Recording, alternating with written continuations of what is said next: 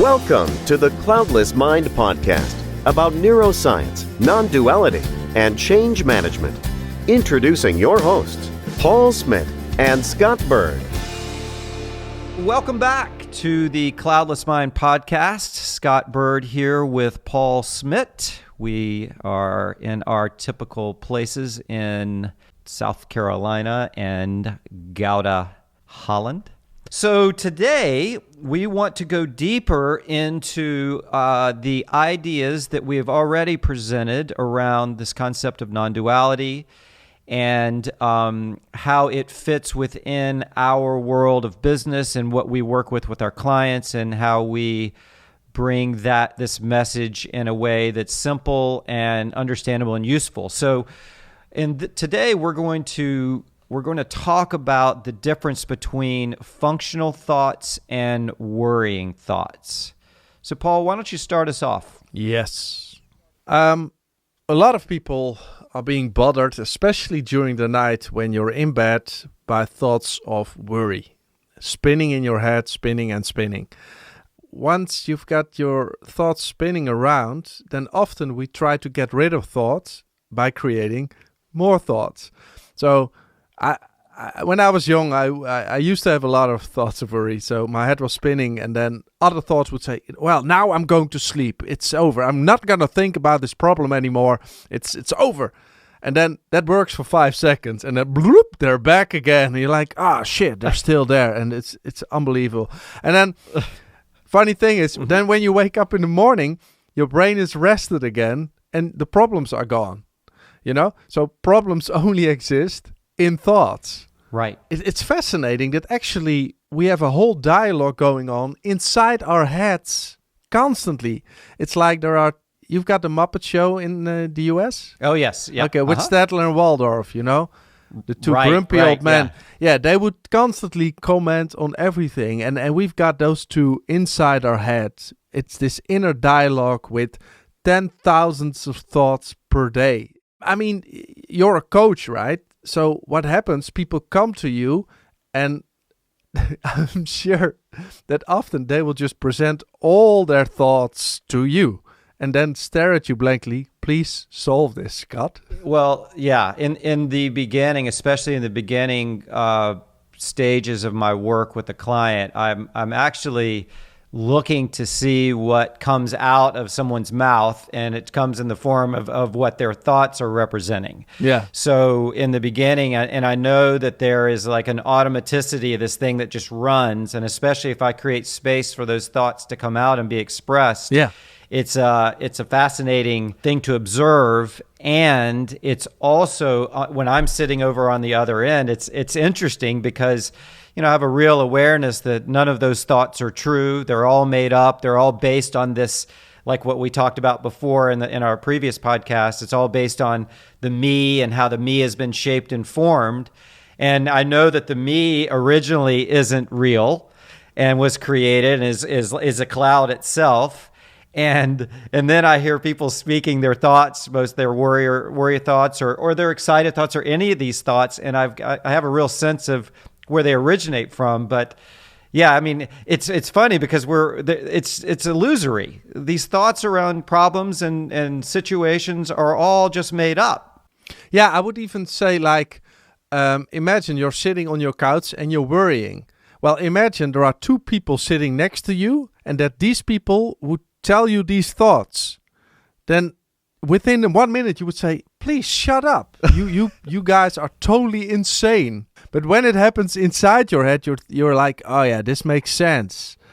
So the realization that of all these thoughts you've got, that approximately 95% is just noise, useless information. That's it. So only 5% of our thoughts might be functional, thoughts like, where did I park my car? Or thoughts like, I should call my mother, or how do I cook spaghetti? I mean, it's very useful, but all those thoughts of worry, these projections into the future, with what if this happens, what if things go wrong, or projections towards the past, why did I do this, why did this happen to me? I mean, it's useless. So the realization that you don't have to believe all that stuff. You don't have to do anything with it. That is really liberating your brain. Well, I love you said something earlier that is also something that I will pose a question to someone. I have this example that I'll use with my clients sometimes. I'll say, look, what if you had to go to your next door neighbor, and you're sitting right next to your next door neighbor, and you were charged with having to listen to their thoughts for the next 3 hours. Simply just listen to what every single thought that comes into that person's brain for 3 hours. How long would that actually hold your interest after a little while? Yeah, in the beginning, it might be funny to see how screwed up people are, and how screwed up their thoughts are. But I would say after only a couple of minutes, I'd be completely and totally bored because I would see through it. Yeah. But the thought is that when I put a my in front of thoughts, all of a sudden I become interested in them. Very interested in them. Yeah. And so the realization when we're talking about functional thoughts versus worrying thoughts, this is a huge distinction as I create this, because I might have, there would be interest I'd want to put on some functional thoughts, but I could still see it from that place. Yeah. And I could keep my intention, but I could also use that when they're the non-functional, I could see those for what they are. Right? Yeah. And it's just like I would see the thoughts of my neighbors for what they are. So I become more and more accurate in what I pay attention to that's going to be useful if I can see it from this place. Yes. Because I'm going to be really bored of if they're his thoughts, my neighbor's thoughts, I'm completely bored. If I put a my in front of thoughts, all of a sudden I'm extremely interested in them, and I'll stay interested for my whole life in something that's not real. Right? Yeah, and you take them all one by one very seriously. Yeah, and if you were to deal with that very first my that we talked about last time, if you were to have dealt with that and seen it, yes. Oh, wow. It's so easy to distinguish the worrying thoughts from the functional thoughts. True, because sometimes when you're tired, the thoughts will just pop up whenever you're tired. That's when they take their chance. Like 10 years ago, when I would lay in bed worrying, my head would just spin and spin for hours, And now when these thoughts of worry, they pop up, it's just the realization that it's garbage, it's mental sludge. So you don't have to do anything with it. So there are no secondary thoughts coming on top of those thoughts anymore. So I like the metaphor of the still lake, the glassy lake. Mm. And a thought is like one stone in the lake. And then you get like one stone gets into the water, you get this rippling effect. Well, if nothing happens after that, it just becomes a still and glassy lake again. Yeah, the energy dissipates, and the rings go out and they just disappear. Right. Absolutely. But when we worry, we try to get rid of these ripples by putting more stones into the water. Well, and you can imagine what happens. Well, what happens at that point is you've got to find relief from that. All of a sudden what happens is anxiety, because all of a sudden the amount of stuff that's shown up in this space in which you show up, it just becomes overwhelming. So that's when people need to resort to all types of numbing. Simply what they're doing is numbing their mind. You can no longer take the cacophony of and the symphony of all these crazy thoughts coming around. Yes. And so I'll never forget speaking to it was a guy that I used to work with many years ago. He said at some point human beings have to get relief from their own mind. Yeah. And they'll do it one way or the other, or the ultimate relief is dying. And, it's sad to say, that's what suicide is. They believe a thought, they just can't take it anymore. So, I know it's a little bit morose, but it's a fact. And that's the ultimate side of that. But the other side from suicide that we're really pointing to is when you get these realizations, you can live the opposite of what it would look like to be in that sort of suicidal depressive state. You see things as they are, and then the natural bliss, the natural beauty, the natural wonder of life just continues to flow at you.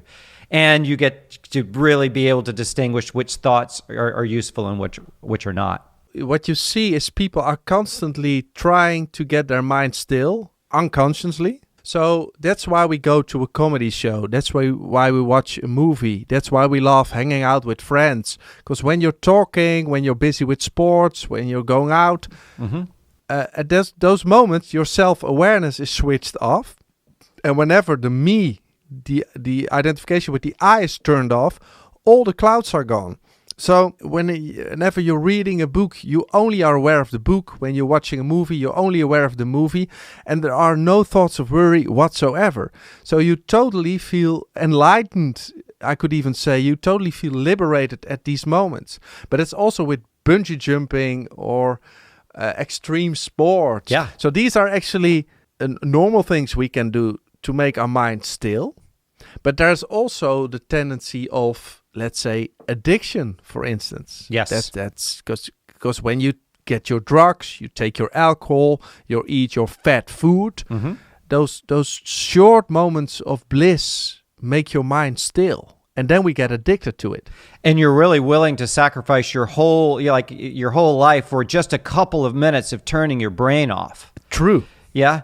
You know, one of the things as you were speaking about this, I've thought about, because you have this incredible show that you know, this thing that you do to demonstrate this work, as we've spoken about, and what you work to do actually within your presentation, within your show, is you work to have people leave that space so they can actually be with you in that. So what your method is through comedy. Oftentimes comedy and lightening things up will create space in one's mind to be able to experience what you're speaking to. True. And every comedian knows, I think every artist, that they always say the first 10 minutes are for the audience, which means when the audience, they sit down in the theater, but then their self-awareness is still switched on. Like, I am aware I'm sitting in the theater and I'm aware of the people around me. Then when the comedian comes on, then during the show, after a couple of minutes, the self-awareness gets switched off. And this makes the biggest difference for every comedian. Once the audience is not self-aware anymore, it becomes hilarious. You get a flow, you all become one. But sometimes I had this talk, I had two in a row. I had one on the Tuesday, one on the Wednesday. And on Tuesday, it was hilarious. The audience, they all knew each other, so they felt safe. And we all became one. It's just pure humor. Then the day afterwards, it was a network meeting with all people that didn't know each other. So what happened during my show, everyone, it was for a law firm, everyone during my 45 minutes of talking was self-aware in the audience. And this is when they will laugh, but they won't laugh as hard. And also you don't get a flow with the audience. Yes. So sometimes that happens to every comedian. And then it's really, it starts to become work on stage. That's when you hear comedians die, right? When they haven't been with the audience in a way that has this self-awareness turn off, really, right? The audience now is almost in like a judgmental state, and then you can feel that energy, right? And this is something that's very, this is like real life stuff too. We call it a traffic light audience, which means you make a good joke, then the light gets turned on green, and they laugh, and then it instantly switches back to red. And then you have to make a good joke again, goes to green, back to red. But when people start becoming self-aware in the audience, then the light gets on green and it stays on green during the whole show. And this is also when the comedian becomes funnier, when you make tiny, small extra jokes. And that's what you're really looking for, actually. Yeah. And that's also what people prefer, because we feel liberated. Yeah, that's so well said.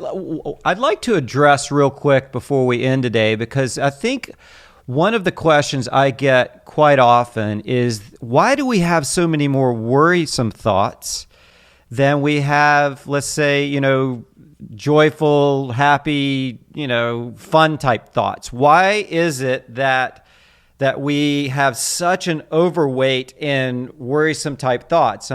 I'll speak to a little bit to it, and then maybe you can speak too. So So human beings are designed with something called desire, or they're designed with preferences, the way life should be, the way they want life to be, and with that orientation, that's really an automatic function of the brain that we've learned from a very, very young age, that people want things from us, so we desire to be. So the Buddhists would say, this is the issue is desire, is this thing called I need something. And so, yes. So when you really look at that and you think about that, you'll see that almost everything that happens in the world is not oriented to way that you would want it. You're not oriented towards the truth of the matter. You're oriented towards the way you would think something should be, or you think the way something want to be, or you compare yourself to someone else.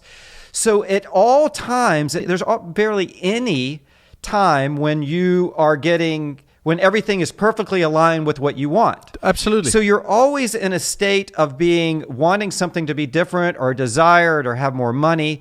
And this is a constant because we're not dealing with the isness. So when we have these worrying thoughts, it's always because of this. It's because we need something to be different than it is. So it generates these thoughts and creates emotions, and it creates that cycle. For many of us, it's not natural to have repeating thoughts of joy and happiness because of this orientation around this thing called desire. And when we speak about non-duality and what we're talking about, much of this points to let's say the isness, and takes away and has you really look at these things called desire and your own preferences and stuff like that. And so from that place, all of a sudden our thoughts start to get replaced, or maybe the worrisome thoughts go away, or you don't have as many of them. So it's the question, why do I worry so much more than I have bliss? So that's how I approach and explain and work and point to with my clients. Can you talk a little bit about it? Yeah, it's like you said, it's always desire. One of my friends, he was talking to me about this. He has got the perfect life. He has got a great job.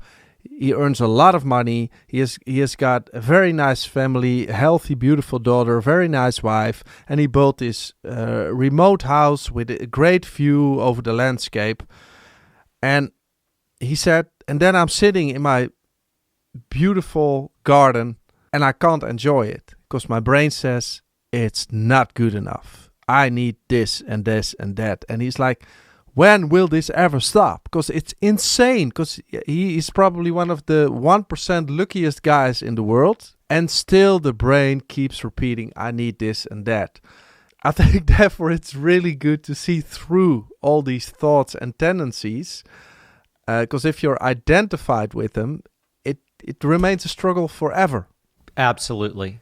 And it originates from the original thought that was believed. Yes. Which was that there is a me, and that's and by the way, that's fine. We're actually not even saying there's anything wrong with that. There is an isness of the way that life shows up and that we are experiencing it. And looking at this does provide a new possibility around living. So, much of our work, it's insight-based. It's not prescription-based. We're not telling you what to do.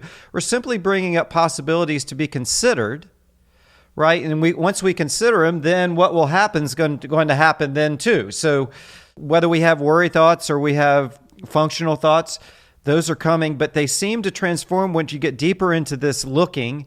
The balance seems to change. Yeah. And that's just been my experience, and you'll have to look for yourself when that happens. Also the understanding that we are programmed to have desire constantly, because in early days, it would increase our chances of survival. So imagine there are two lions, and they both have catched their prey. Right. And one lion says, everything is okay as it is. I'll enjoy this. And the other one is like, let's see if we can find another thing to eat. Which of those two has a bigger chance of survival? It's the one who has the desire to do it again. But now we live in times where all our basic needs are fulfilled, but still the same pattern keeps occurring. It's unbelievable. Yeah, but the only way to liberate you from that, to see through that, and it's just like you said, it's insight-based, and it are these insights that can eventually change your mindset. are we ready to end this up here today?